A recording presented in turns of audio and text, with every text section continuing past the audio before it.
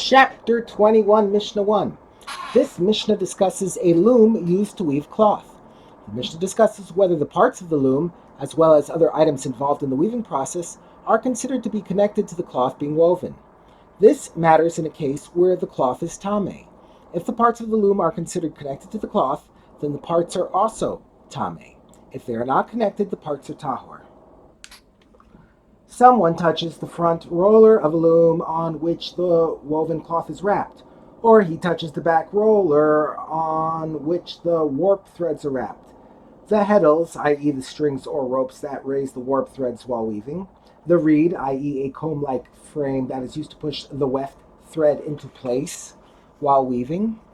A thread that a weaver placed over purple wool in order to protect it. Or a small piece of colored material that a weaver placed into the fabric but does not intend to leave there.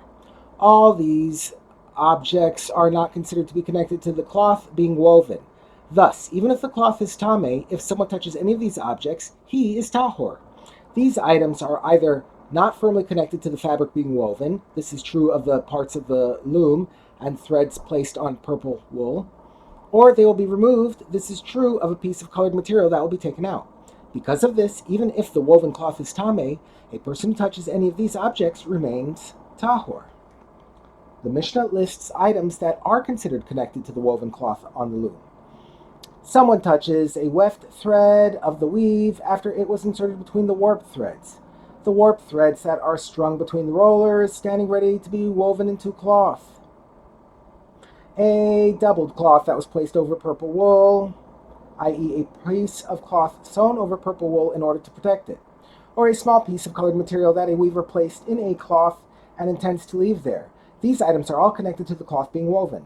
If the cloth is tameh, a person who touches any of these objects becomes tameh.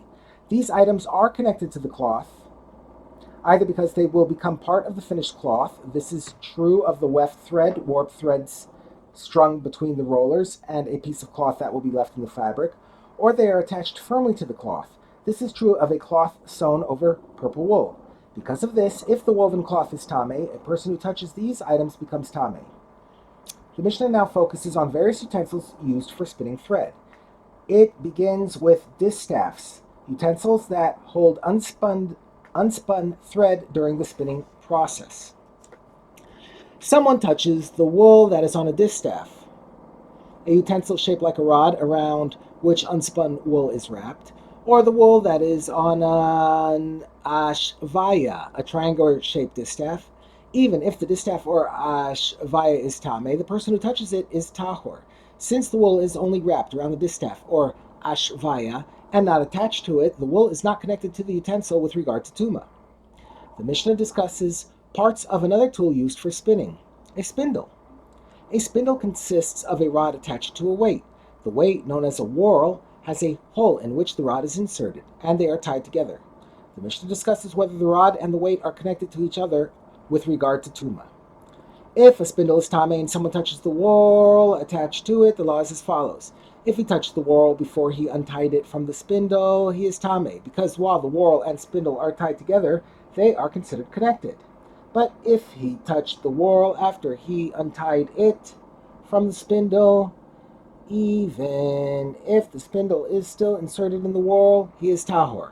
Once the spinner unties the whorl, we assume that he will soon detach it completely from the spindle.